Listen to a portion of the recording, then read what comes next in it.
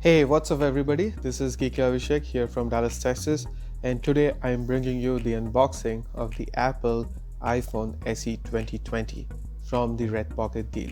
Yes, I wanted to mention that because by now you must have already seen hundreds of other videos on YouTube, the unboxing of the iPhone. So firstly, I want to apologize that it took me so long to actually create and upload this video, primarily because what happened was I didn't get this phone until like a couple of days back, and since the phone got shipped out from New York, I had to leave it out for some time to make sure that it gets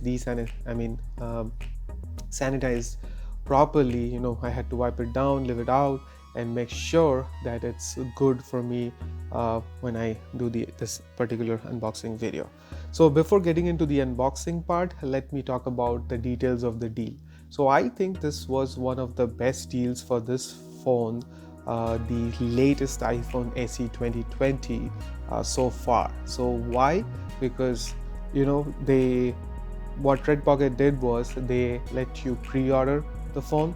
So the 64 gig variant was available for $299, no taxes in most states, and then free shipping. The 128 gig variant was available for $349, again no taxes in most states and free shipping.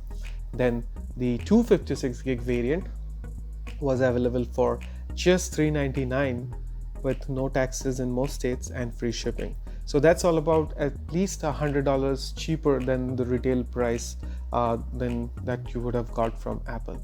Okay, so hold on. Some people might be saying, hey, but this is a device that is locked and that's not an unlocked device. So you cannot compare the price of a device that you get from a carrier which is locked versus an unlocked device. But hear me out. So to sweeten the deal, there was something else that RedPocket did. RedPocket also bundled their basic plan for 6 months, which includes unlimited calling and texting within the US, 3 gigs of 4G LTE data, and then unlimited free calling to 70 international destinations, and all of this on AT&T's network. So RedPocket is an MVNO, which is basically a virtual mobile operator which doesn't have a network of their own. They go and buy excess bandwidth from the 4 major carriers and then they resell it to the customers at an affordable price range. For this particular deal, what they did was, so for $299, so if you were to buy the 64 variant version of the phone, you would get the phone for $299 plus 6 months of service included in it. That's what I did because I just wanted the cheapest iPhone, and because I'm primarily an Android user, I do switch between Android and iPhone, and I really didn't want it to make an investment of an expensive investment in keeping an iPhone around just to be in the part of that ecosystem. So this was perfect, and this is the iPhone SE, as all of you would know, is an iPhone 8 with upgraded internals with the A13 Bionic chip, which is the same chip that powers the iPhone 11, 11 Pro and 11 Pro Max. So in terms of its raw processing power, this is a very powerful phone, and it's guaranteed to get software updates for the next 5 years. For $300, why not? Now let's explain you the math before I actually get into the unboxing. So for me, I have unlimited everything, so I pay about $45 a month, $35 for the unlimited data calling and texting, and then $10 for unlimited calling to an international destination that I frequently call. So about $45 per month. So in 6 months, $45 means I would have paid around $270 just for my cell phone service. And here, by paying another $30 extra, I'm not only getting the 6 months of service with almost everything that I used to get in with my previous carrier, but also the latest iPhone SE for just $30 more. And then somebody might say, hey, just 3 years of data, it's not sufficient. Look, we are in 2020 and we are having this worldwide global pandemic COVID-19 situation where we are all stuck at home. I'm spending most of my time at home. I'm working from home. So I think, and I'm on Wi-Fi most of the time. So I think in this situation, a 3 gig plan, which otherwise would seem little less, and you would probably needed a higher data plan, is makes perfect sense, because now most people are not going outside so much, so you will have access to Wi-Fi, your home Wi-Fi, and you can live off 3 gigs of 3 gigs of data, and if it saves you some money. The other thing is what I wanted to mention, nothing. Okay, now let's so now let's jump into the unboxing, shall we? So these two things came on a cardboard box, which I sanitized and threw away. So let's see what's in here. This is the SIM card. This is the RedPocket. It says how to activate your SIM. So GSM A, this means basically that's on the AT&T network. So the red SIM is for AT&T network. Let me just cut this open.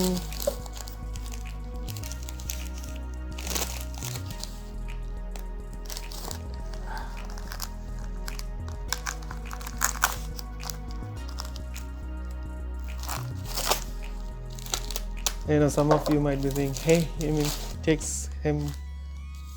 Oh, right there. So this is the device. This is the 64 gig variant of the iPhone AC 2020.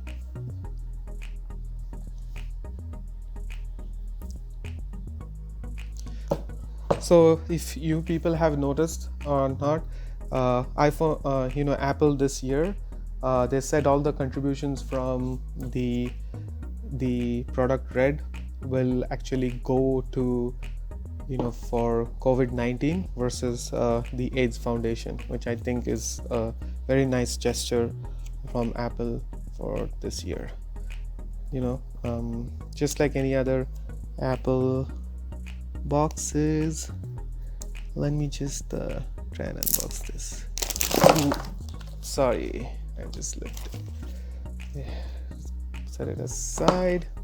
Let me smell it, like Flossy Carter would do. Smells like a good new box. Maybe I shouldn't have, because of the corona thing. Shouldn't be smelling stuff now. Here you go. Typical insert. Product Red. They give you those Apple stickers. I can use them. Some manuals and stuff, and then your SIM ejector tool. And here's your phone. Wow, look at that red. It looks exactly the same red as the iPhone 11. It's a little darker than, or maybe a little lighter than how it used to be with the iPhone 7 and 8. Wow. And then your usual stuff, like your wired earpods, your lightning cable, and then this tiny 5-watt charger. Let me just show you the phone.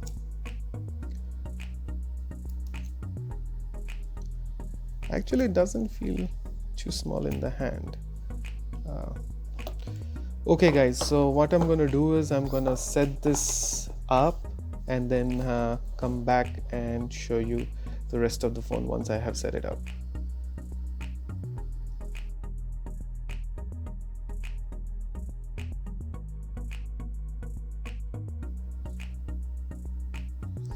Hey, what's up everybody? So I am back after setting this phone up, and then I ended up actually using this phone for a few days before making this part of the video so that I could share a more in-depth detailed impressions of this device. So I'm gonna skip to the obvious parts, just like talking about the screen size and other stuff that you might have already seen in the other unboxing videos and the reviews, and I'm gonna directly jump onto the camera quality, overall performance, battery life before I come back and talk about the screen size and stuff like that. So when it comes to the camera, what I can say is, even though this has the same camera hardware as that of the iPhone 8, the A13 Bionic chip does make the camera a lot more powerful than that what you would find in an iPhone 8. So I tested this phone along with an iPhone XS, a little bit of iPhone 10, and then I also used my Galaxy S20 as the control. And all I can say is, this phone, the camera on this one is so damn good. So when it comes to still pictures like photos, if it's in bright daylight, good lighting conditions like a bright daylight, the images from this phone are so close to the images that I took with the iPhone XS that for most people it will be very hard for them to differentiate between the images. When it comes to more challenging situations like low light, that's when this starts to suffer, because unfortunately there's no night sight or low light mode like the iPhone 11. Even the iPhone XS doesn't have the low light mode. But when I took pictures with this iPhone SE 2020 and the iPhone XS, I just felt even in the darker conditions, the XS for some reason did a little bit better compared to this one. When compared to the iPhone 11, neither the XS or this would hold a candle to it. It was so much better on the iPhone 11. Now, when it comes to video recording, this phone is capable of recording 4K up to 60 frames per second. Also does the cinematic stabilization at 24 frames per second. But there's one thing that I noticed when it came to video. The quality of the video is once again very close to that to the quality that I got from the iPhone XS. Just like changing the focus from something nearby to far out and infinity, all that was handled flawlessly, very smooth transition, very nice. The only thing that leaves a little bit room for improvement is when it comes to the audio recording levels within the video. So when I compared the samples from this iPhone SE to my iPhone XS, what I found was the recording levels were a lot lower in the video from the iPhone SE, as well as it was not as clear or sounded a little bit more muffled in the iPhone SE versus the XS. So when Apple is trying to pose this phone as to having the same flagship level camera as that of an iPhone 11, I can say no, it is not. It is very close to one, but it is definitely not the same flagship level quality that you're getting from an iPhone 11. In fact, it is not even same as the quality that you would get from an iPhone XS. But is it the camera is bad or it's a slouch? No, it is very good. And given the fact that this is a $400 phone compared to the $700 phone or the $1,000 the Pro models, so the camera is not a slouch, but it's also not the same as that you would find in the iPhone 11 or in any one of the Pro models, or even their last year's flagships like the XS. Now, talking about the performance, the A13 Bionic chip with the 3 GB of RAM, everything went very smooth, starting from social media apps like Facebook, Twitter, Instagram, then streaming apps like Netflix, Disney Plus, YouTube, Spotify. Everything that I used on this phone, everything seemed working flawlessly. I didn't notice any slowdowns. I didn't notice any app force closures. I didn't notice any kind of problem switching between apps or scrolling through menus or anything. I mean, this thing just flies when it comes to performance. Now, talking about the battery life, Apple claims that this does have an hour longer battery life compared to the iPhone 8. I don't really remember because it's been a while since I had the iPhone 8. But I can say one thing: if you are someone who is always on your phone, then this is not going to last you the whole day. You would need to charge your phone at least once, sometime during the day, maybe in late afternoon, depending on what you've been doing on your phone. But if you're someone who is more like a moderate or a casual user, with calling, texting, probably half an hour to 1 hour of social media or streaming and all that, then it would actually get you through the day. Definitely the battery life is nowhere near to that of an iPhone 11 or even the 10s. The battery life is very comparable to, as good as my memory serves, I think the battery life is very similar to that of an iPhone 10, which is not good, but it's decent. Now, there are a few other things that I really wanted to talk about, which many viewers might not have mentioned, is this also does support the eSIM capabilities. So digital lets you use a digital SIM along with the physical SIM. So this phone will work as a dual SIM phone. So if you have two phones, one from work and one for your personal phone, and you don't want to carry around two devices, and if you have this phone, then that phone will let you do that. Also, if you are traveling internationally and you want to carry an international SIM, or if you are from some countries like India, China, where people tend to have cheaper prepaid SIMs, multiple SIMs, then this phone is actually capable of doing that, which is very nice at the price point. Now let's talk about the overall feel. So if I was to spend $400 on this phone, why would I recommend it? To me, I would say no.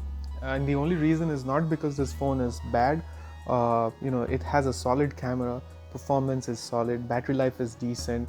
It also has all the other bells and whistles. It's dual SIM, water and dust resistance, supports wireless charging. It can guaranteed software updates up to 5 years. But then why? The main reason is because I feel like somehow this phone fails to create excitement and make you feel, ooh, wow.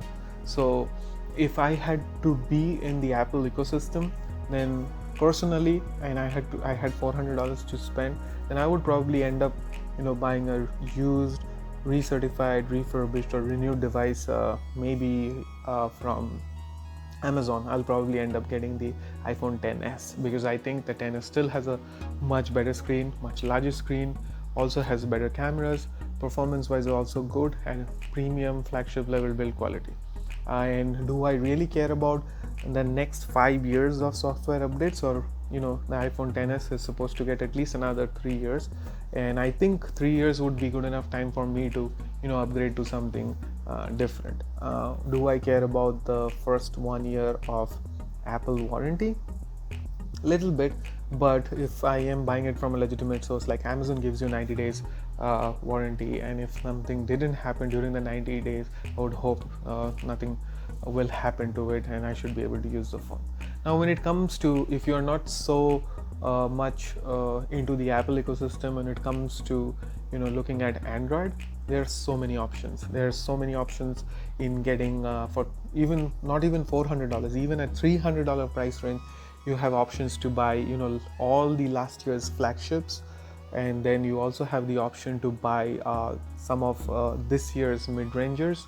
So you can buy a LG G8 or a V40, or you can also buy any of the Google Pixel 3, 3XL, 3A, 3XL, all for less than $400, close to $300, or even less, sometimes less than $300. Also, I mean those, and also, or you can also pick up something from Samsung, like you can go get an Amazon renewed Note 9 from Amazon for around $300.